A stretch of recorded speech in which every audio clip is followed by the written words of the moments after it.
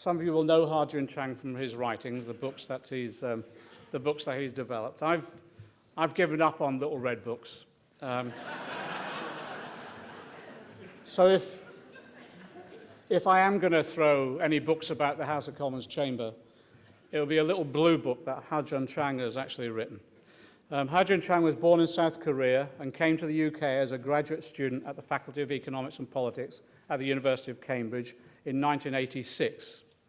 He earned his PhD in 1992 and since then has been teaching economics at the Faculty of Economics and on the Development Studies program at the University of Cambridge since 1990.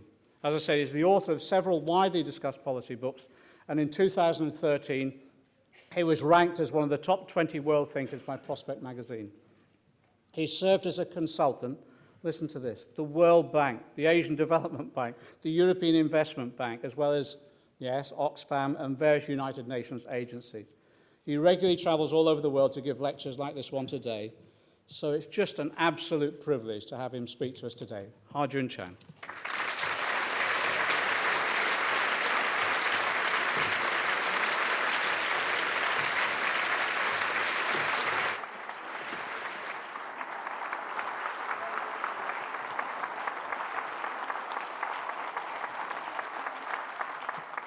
Well, good morning.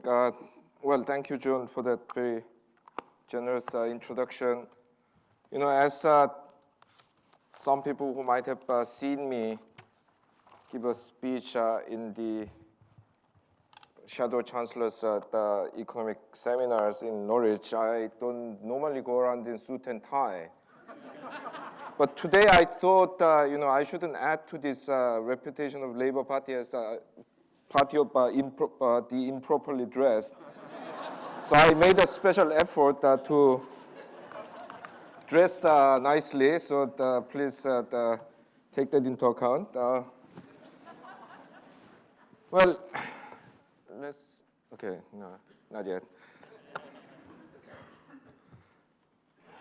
You know, on a more serious note, the consequences of the 2008 financial crisis have been truly devastating for this country. Of course, the most immediate negative consequence has been the stagnation in the living standards of most people. At the end of 2015, inflation-adjusted per capita income in the United Kingdom was 0.2% higher than the previous peak in 2007. So this basically means that in the last 8 years, average living standards in this country has grown at basically zero.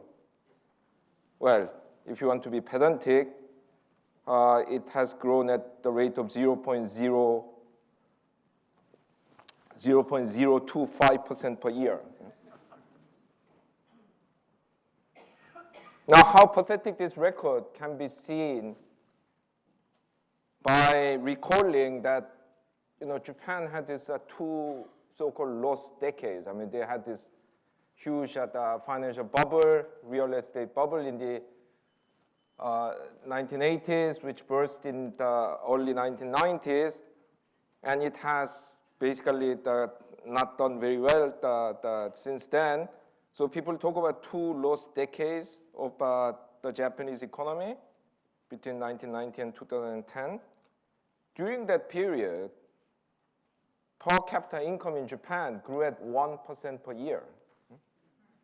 So during those lost decades, in 20 years, Japan's living standard rose by like 21%, whatever, if you're growing at 1% per year.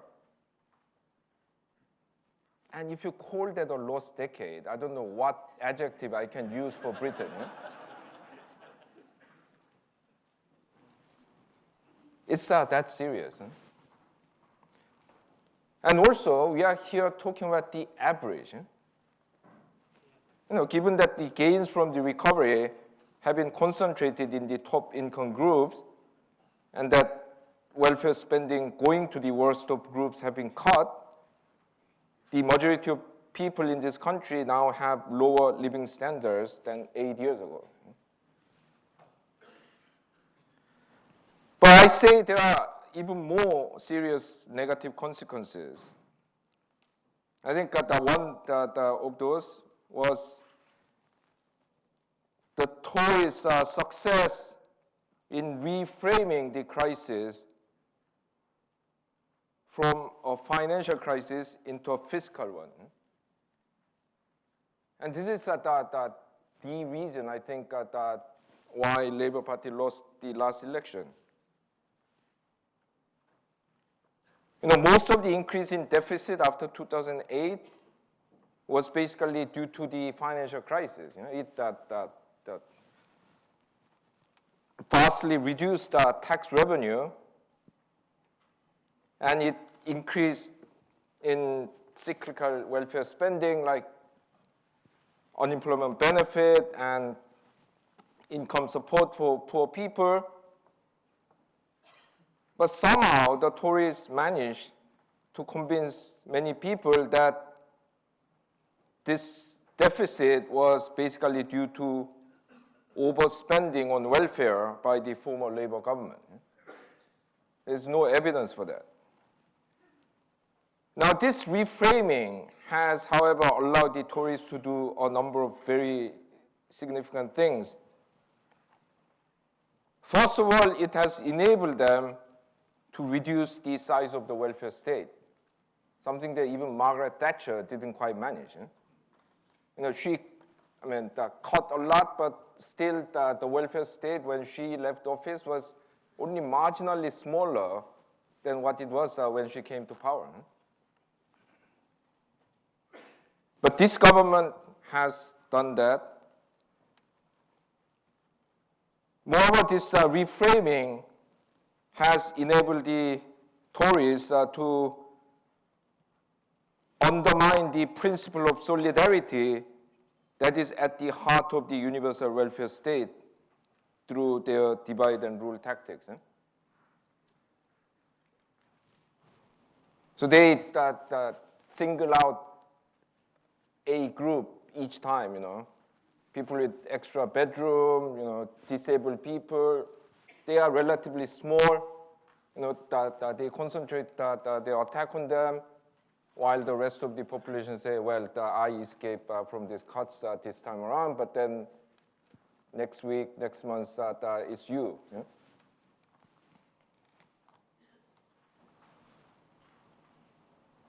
Last but not least, by reframing the crisis as a fiscal crisis, the Tories have been able to neglect, or rather hide, the structural problems of the UK economy from the nation's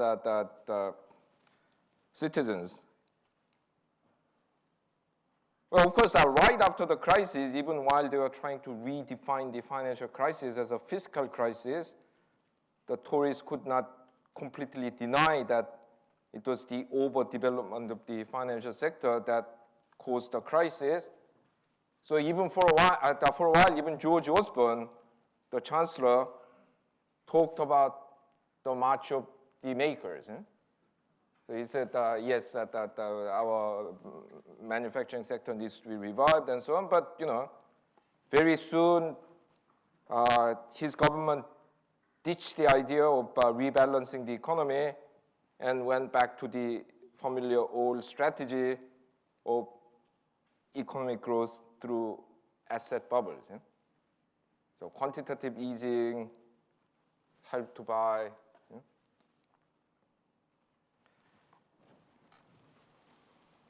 And of course, because of this, well, not entirely, but largely because of this, the so-called March of the Makers never happened. Of course, the decline of the British manufacturing sector is not entirely the responsibility of the Conservative government in the last and this Parliament. There was actually quite a steep decline in the manufacturing sector during the days of financial boom in the 1990s and early 2000s. But despite all this talk of the macho makers, the manufacturing sector has basically, do I get any? No, never mind. Yeah. Manufacturing sector basically has been stagnating at around 10, maybe 10.5% of national output. But actually things are a lot worse than how it looks in the graph, because there was a factor that should have actually helped the UK manufacturing sector enormously, namely the depreciation or devaluation of pound sterling. Since the financial crisis, the value of sterling has fallen about 30%. And this should have actually generated a massive export boom in the manufacturing sector. In any other country with decent industrial base, if you have the 30% currency devaluation, manufacturing export will be soaring by 15%, 20%, even more. Unfortunately, the UK manufacturing sector had been so weakened that it could not even take advantage of this low currency value. As a result, trade balance in manufacturing has refused to improve, as you can see from this graph.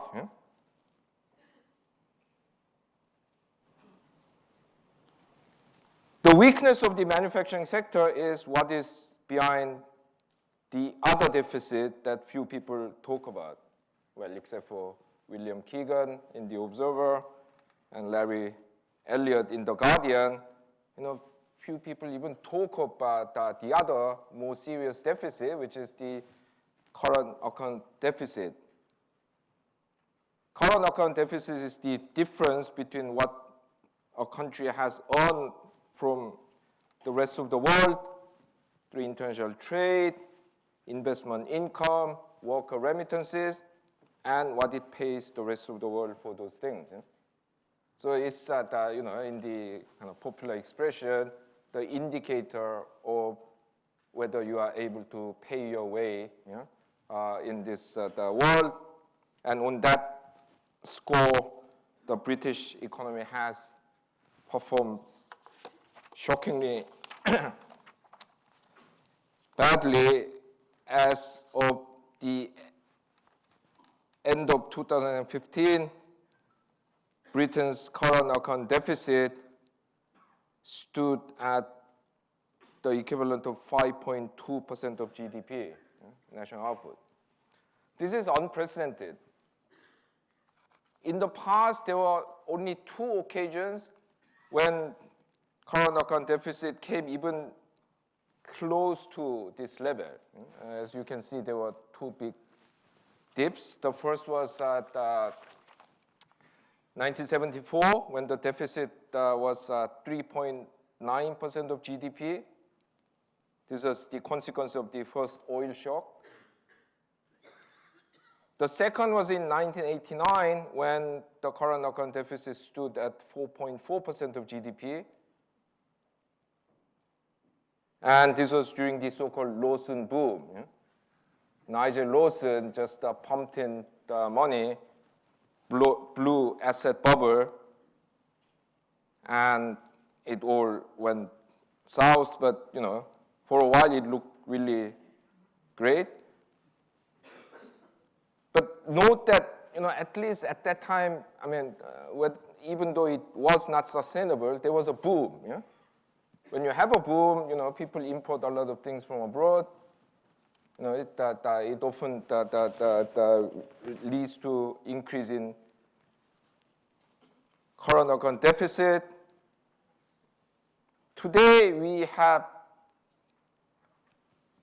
an even higher current account deficit actually the highest in the post-Second World War history, despite the fact that the economy is, I mean, not just not in a boom, but struggling to get traction. No, this is unprecedented. I mean, that the economy is basically flat, and you have largest ever current account deficit. You know, I said that the biggest since the Second World War. I mean, it's only because we don't have record for the periods before that. Yeah? I'm sure it's the biggest since, I don't know, I mean, the Norman invasion or, I don't know, the Napoleonic War, maybe. Yeah? And much of this current account deficit is accounted for by trade deficit in manufacturing. This is something you saw earlier. To give you the figure, at the end of 2015,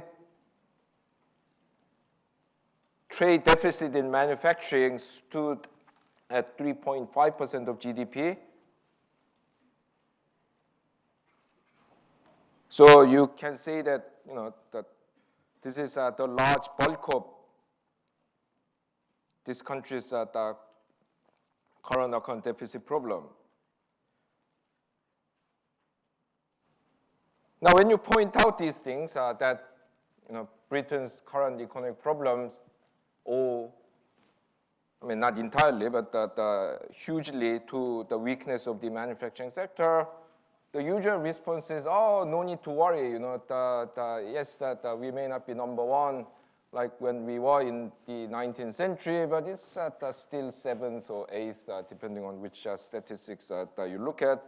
7th of the 8th biggest manufacturing nation in the world. No need to worry about it.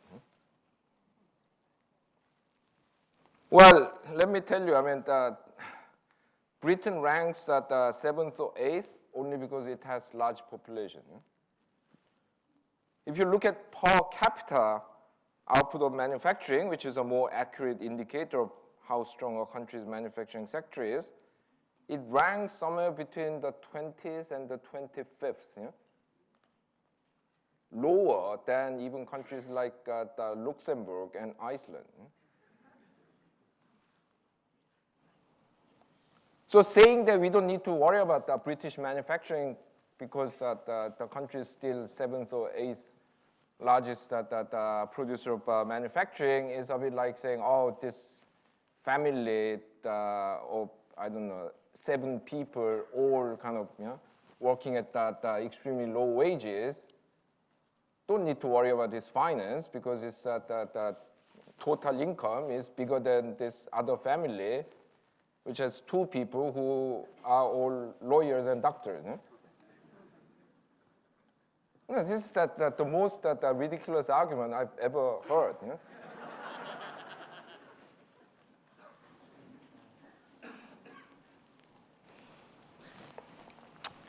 Well, you know, this is typical of this country. You know, you invent something, yeah? Industrialization, the cooperative, football, cricket, yeah? And you make huge effort to be rubbish at it. Yeah?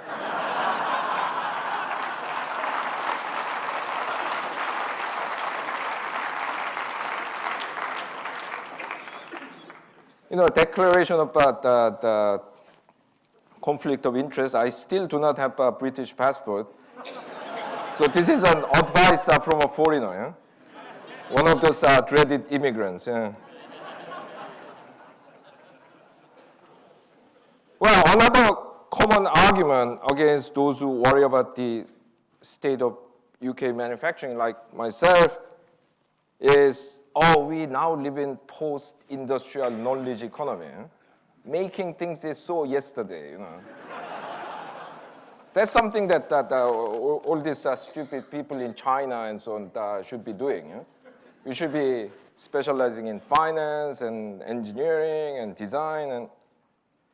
And to support their argument, the proponents of this view wheel out Switzerland, which has more than twice the per capita income of the United Kingdom, despite, or rather because of, in their view, its reliance on service industries like finance and tourism. And indeed, this image of Switzerland is so deeply rooted in our psyche, it needs a bit of debunking. Well, let's go back to 1949. The movie, The Third Man. Yeah, probably there are a few people in this theater that are older than this movie, so it's really going back quite a lot. The movie is basically a story about black marketeering in the penicillin right after the Second World War in the post-war the Vienna. And in the movie, the legendary American actor Orson Welles appears as this evil guy called Harry Lime. I mean, I wouldn't go into the story of the movie, but basically, he is someone who fakes his own death so that he can, operate as this the black market drug lord. And the movie script was written by Graham Greene, the novelist who later turned it into a novel, but there's apparently one bit of dialogue, or rather monologue in this case, in which, which was written by Orson Welles himself. Yeah? So this is the bit where he kind of praises evil. I mean, in the movie, he's confronted by his friend, the guy in the hat in the poster, played by the British actor Joseph Cotton. And when his friend exposes Harry Lime as an evil guy, he launches himself into this diatribe, basically trying to argue that evil is good. When did being good do anything good? No, he makes a very convincing case. So this is what he says. In Italy, for 30 years under the Borgias, you had all the bad things about human nature, but they gave us the Renaissance. In Switzerland, they had 500 years of brotherly love, democracy, and peace. And what did they give us? The cuckoo clock. Yeah? Now, let me tell you, the last two sentences, which contain only 23 words, contain 5 pieces of falsehood. No, this must be the highest density of lies in human history. Can you really, lie about 5 things in 23 words? I don't think you can. Yeah?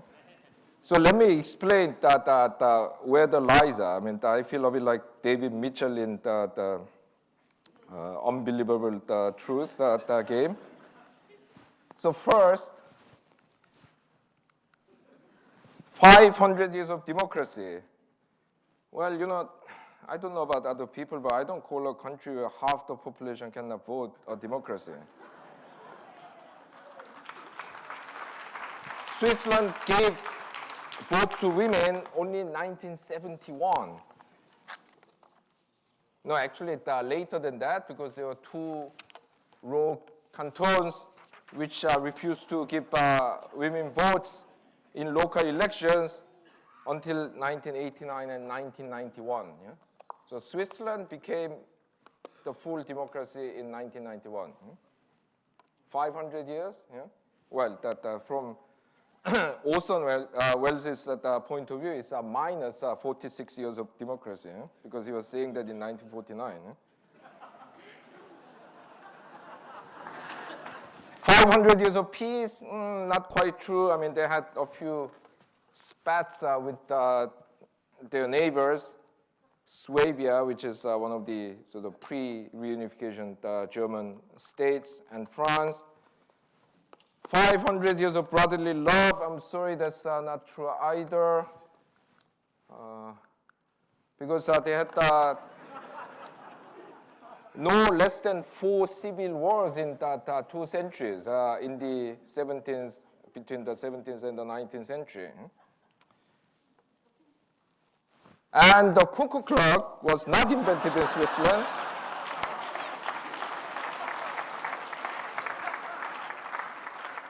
It was invented in Germany. And finally, Switzerland is not an economy living off selling tacky souvenirs like cuckoo clocks and cowbells to American and Japanese tourists, or taking care of black money deposited by the third world dictators. Or if you want to be nice about it, it's not a post-industrial economy relying on services like banking and tourism, because it is literally one of the most industrialized economies in the world. Actually, at the moment, it is number 1. Yeah?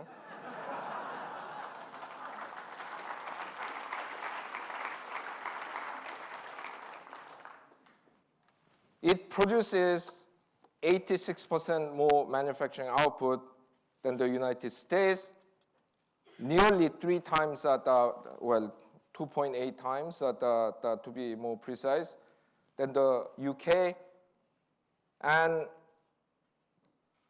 nearly 9 times more manufacturing output per capita than China does, the supposed workshop of the world. It is literally the most industrialized country in the world. Of course, you don't see many made in Switzerland products, because it's small, 8-9 million people, but also because it specializes in what economists call producer goods. Yeah? So machine tools, precision equipment, industrial chemicals. In terms of consumer products, they don't produce that much.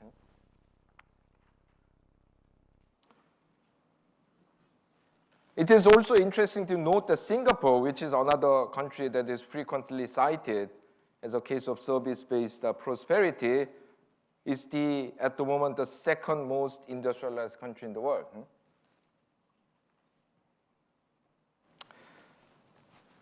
Well, why then is this the discourse of post-industrial knowledge economy refuted by the very cases that it sees as the proofs of its own case? Well, it's because the theory is rubbish. Yeah? Well, first of all, we have always lived in a knowledge economy. Yeah? It's not as if manufacturing the steam engine or textile machines in the 19th century in Britain didn't take any knowledge. Yeah? No, knowledge is what really determines your prosperity. So it was always the control over superior productive knowledge rather than the act of making things that has been the key to economic prosperity. Yeah?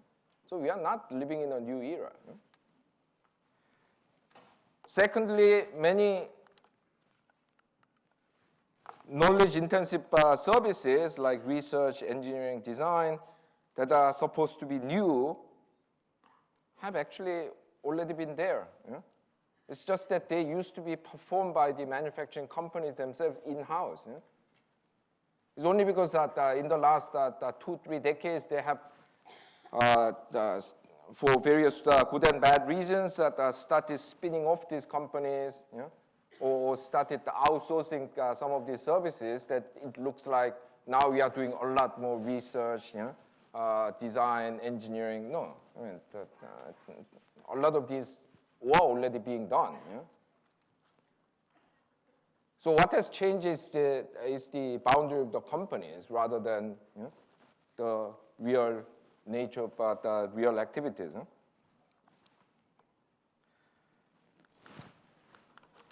More importantly, the manufacturing sector has always been the main source of new productive knowledge and high productivity. First of all, it is a sector that is most open to the use of machines and chemical processes that raise productivity. It's very difficult to raise productivity in services because a lot of it involves personal attention, personal performance. Yeah? I mean, would you say you force a string quartet to go through a 27-minute piece in 9 minutes and declare that productivity has increased by 300%? You wouldn't do that. Yeah? But in manufacturing, when you begin to use machine chemical processes, you can raise productivity by literally thousands of times. Eh? Manufacturing is also where most research and development, therefore innovation happens. Eh? Moreover, it is a sector that produces inputs that raise productivity in other sectors. Eh? Agriculture requires agriculture machinery, fertilizer, pesticide, in order to raise productivity. The recent rise in productivity in the service sector has happened mainly because they are using more advanced inputs produced in the manufacturing sector, like computers, fiber optics, GPS machines, more fuel-efficient cars, mechanized warehouses even. Yeah? So this is a sector that raises the productivity in other sectors. Yeah?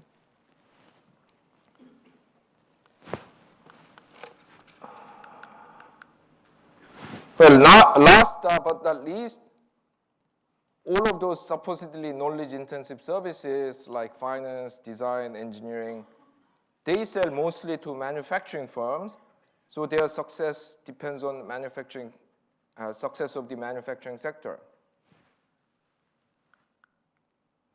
Of course, countries can export those services, as the UK has increasingly been doing, but over time, if you don't have close interaction with the producers, you're going to lose your competitiveness in those services. Let me give you an example. I mean, there's a world-famous semiconductor design company called ARM, A-R-M, in Cambridge. This company manufactures everything in the Far East, Malaysia, South Korea, China. I know some people who worked in the company, and their prediction is, in the long run, the company itself will have to move to East Asia because it's such trouble, coordinating all this between 8-hour time zone time differences. Yeah? I mean, these services need close interaction with the customers in the manufacturing sector in order to improve their quality and productivity. So eventually, a lot of these services are also going to leave. Okay, so let me conclude. Oh, sorry, not yet. Yeah. The weakness of its manufacturing sector is at the heart of the UK's economic problems. And I dare say that the country needs to introduce a major program of re-industrialization. And doing this, of course, is a tall order. You cannot very easily reverse 3.5 decades of neglect. Or some people might go back even further and say it's more like 1.5 centuries. But we have to start doing something, because now the economy is, as I suggested earlier, really incapable of generating its own dynamism without resorting to this the disastrous cycles of asset bubbles and financial crashes. Yeah? So what do we do? I mean, first of all, I think we need financial reform. We need, in one sentence, a financial sector reform that will make capital more patient so that there could be more long-term investment. Typically investment in manufacturing has much longer time horizon, and we need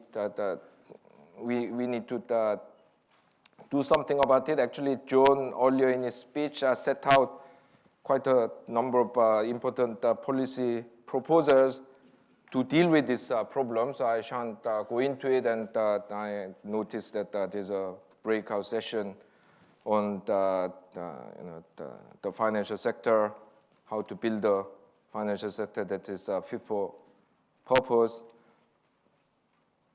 So I'll leave it at that. Secondly, there should be more affordable and higher quality infrastructure that is built in a way that is coordinated with the needs for industrial linkages and for regional balance. Yeah? Thirdly, the program of reindustrialization needs to provide greater support for R&D by companies, universities, by public research institutes, especially in developing green energy and advanced materials with smaller environmental footprints.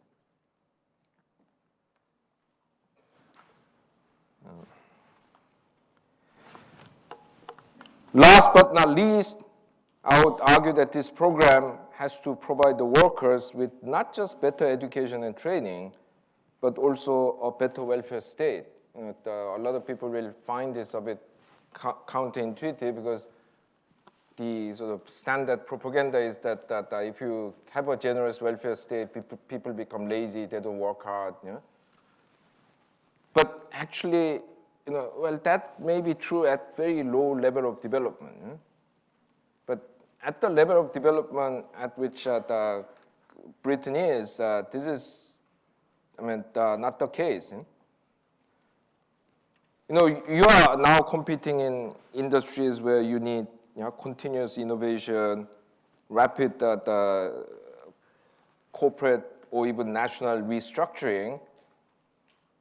And unless you give some kind of security, safety net, whatever you may call it, to workers, they are going to become very kind of reluctant to accept changes, because that often means being unemployed and not coming back to a productive life. They will become more conservative, well, not indeed, conservative with the small c, conservative in their occupational choices, because if you think, well, if I go into the manufacturing industry, where where there's very rapid change and I have a high risk of losing my job, when that happens, I have nothing to lean on. So let's try something safe. Yeah? So I don't know. You try to become a medical doctor or an accountant. Not that I have anything against those professions. No, actually, let me tell you, we are seeing this in my native country, South Korea.